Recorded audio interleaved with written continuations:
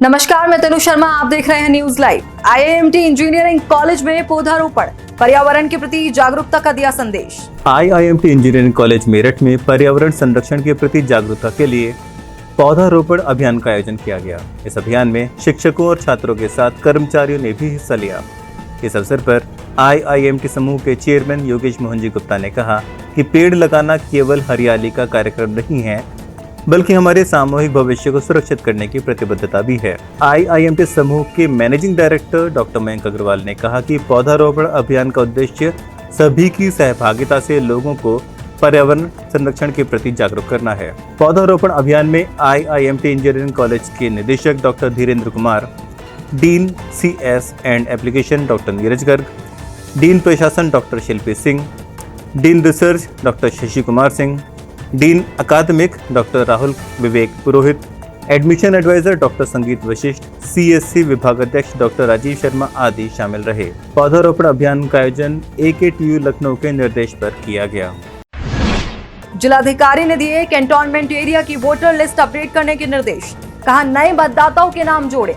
जिलाधिकारी doctor VK Singh की अध्यक्षता में आयोजित बैठक में कैंटोनमेंट एरिया से आच्छादित बूथों की निर्वाचक नियमावली में मतदाताओं के नाम सम्मिलित किए जाने पर चर्चा की गई। बैठक में बताया गया कि कैंटोनमेंट एरिया में 13 polling station, 13 BLO, 3 supervisor, 1 ERO और 3 AERO हैं। इस दौरान जिलाधिकारी ने वोटर लिस्ट को अपडेट कराने के निर्देश दिए और कहा कि कैंटोनमेंट एरिया से जो मतदाता चले गए हैं उनका नाम वोटर लिस्ट से काट दिया जाए और जो मतदाता आए हैं उनका नाम वोटर लिस्ट में शामिल किया जाए। बैठक में अपर जिलाधिकारी प्रशासन सत्य प्रकाश सिंह, प्रमोद कुमार, कर अधीक्षक, सहायक जिला निर्वाचन अधिकारी आलोक कुमार शर्मा, कैंटोनमेंट एरिया के कार्याधिकारी आदि शामिल रहे। चुनाव आयोग की बड़ी पहल, बिहार के बाद पूरे देश में होगा वोटर लिस्ट का गहन पुनरीक्षण। चुनाव आयोग ने बिहार के बाद पूरे देश में वोटर लिस्ट का विशेष गहन पुनरीक्षण कराने की बात कही है। चुनाव आयोग ने कहा कि वोटर लिस्ट की अखंडता की रक्षा के लिए अब पूरे देश में विशेष गहन पुनरीक्षण शुरू कराने का निर्णय लिया गया है।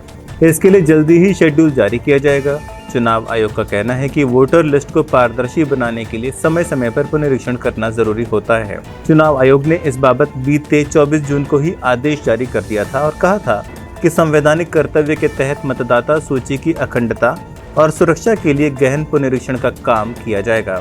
वहीं विपक्ष लगातार मतदाता सूची के गहन पुनरीक्षण का विरोध कर रहा है और इसको लेकर बिहार विधानसभा और संसद में हंगामा जारी है। मालदीव में PM मोदी का भव्य स्वागत। एयरपोर्ट पर राष्ट्रपति मुइज्जू ने की अगवानी। प्रधानमंत्री नरेंद्र मोदी ब्रिटेन की 2 दिवसीय यात्रा के बाद मालदीव पहुंचे। इस दौरान एयरपोर्ट पर मालदीव के राष्ट्रपति मोहम्मद मुइज्जू ने PM मोदी का स्वागत किया। PM मोदी की मालदीव यात्रा को दोनों देशों के बीच संबंधों को फिर से मजबूत करने के रूप में देखा जा रहा है। प्रधानमंत्री मोदी की मालदीव की यह तीसरी यात्रा है। इससे पहले PM मोदी पहली बार 2018 में और उसके बाद 2019 में मालदीव यात्रा पर गए थे। वहीं मोहम्मद मुइज्जू के मालदीव का राष्ट्रपति बनने के बाद किसी राष्ट्राध्यक्ष की यह पहली यात्रा है। प्रधानमंत्री मोदी कल मालदीव के स्वतंत्रता दिवस समारोह में सम्मानित अतिथि होंगे। इस यात्रा के दौरान PM मोदी राष्ट्रपति मुइज्जू के साथ व्यापक बातचीत करेंगे और मालदीव में भारत की सहायता से संचालित विकास परियोजनाओं का उद्घाटन भी करेंगे। ईरान के विदेश मंत्री की 2 टूक, परमाणु मसले पर रुख में बदलाव नहीं, जारी रखेंगे यूरेनियम संवर्धन। ईरान के विदेश मंत्री सैयद अब्बास अरागची ने बड़ा बयान दिया है, जिससे साफ हो गया है कि उनका देश परमाणु मसले पर अपने पहले के स्टैंड से पीछे नहीं हटने वाला है। अरागची ने इस्तांबुल में हो रही वार्ता से पहले कहा कि ईरान अपने परमाणु अधिकारों और यूरेनियम संवर्धन को बंद नहीं करेगा और यह उसका अधिकार है। ईरानी विदेश मंत्री ने कहा कि दुनिया को यह जान लेना चाहिए कि हमारे रुख में कोई बदलाव नहीं आया है। हम ईरानी जनता के अधिकारों की पूरी तरह से हिफाजत करेंगे। ईरानी न्यूज एजेंसी से बातचीत करते हुए विदेश मंत्री अरागची ने यह भी कहा कि हाल ही में इजरायल के जरिए थोपे गए युद्ध के बाद यह और जरूरी हो गया है कि सामने वाला पक्ष ये जान ले कि ईरान का रुख पहले जैसा ही मजबूत और अटल है। ईरानी विदेश मंत्री ने कहा कि हम यूरेनियम संवर्धन जारी रखेंगे, यह हमारा अधिकार है और हम ये अधिकार नहीं छोड़ेंगे, यह ईरानी जनता का हक है।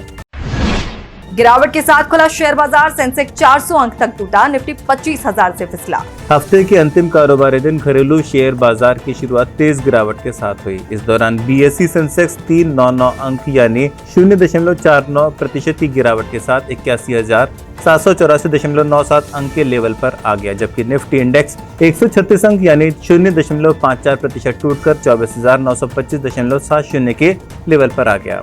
इसके साथ ही निफ्टी ने 25,000 का अहम लेवल भी खो दिया। इससे पूर्व बेंचमार्क सेंसेक्स 0.41% फिसलकर 81,846.45 अंक के लेवल पर खुला था, जबकि निफ्टी 0.44% की गिरावट के साथ 24,951.95 के लेवल पर ओपन हुआ। सराफा बाजार में सोने की कीमत में गिरावट, चांदी की चमक तेज। सराफा बाजार में सोने और चांदी के भाव में बदलाव का दौर जारी है। आज यहां सोने के भाव में कमी आई है तो चांदी का रेट एक बार फिर बढ़ गया है। इसके साथ ही सोने चांदी के भाव अपने उच्चतम स्तर पर बने हुए हैं। आधिकारिक वेबसाइट iBazaar.com के अनुसार 999 शुद्धता के सोने का रेट 98,735 रुपये प्रति 10 ग्राम और 995 शुद्धता के सोने का भाव 98,340 रुपये प्रति 10 ग्राम दर्ज किया गया है। इसके साथ ही 999 शुद्धता की चांदी का रेट 1,14,988 रुपये प्रति किलोग्राम रिकॉर्ड किया गया, जबकि चांदी का रेट 1,14,550 रुपये प्रति किलोग्राम रहा। आज के लिए बस इतना ही। कल फिर मिलेंगे देश दुनिया की नई खबरों के साथ। तब तक के लिए देखते रहिए और सब्सक्राइब कीजिए IIMT मीडिया।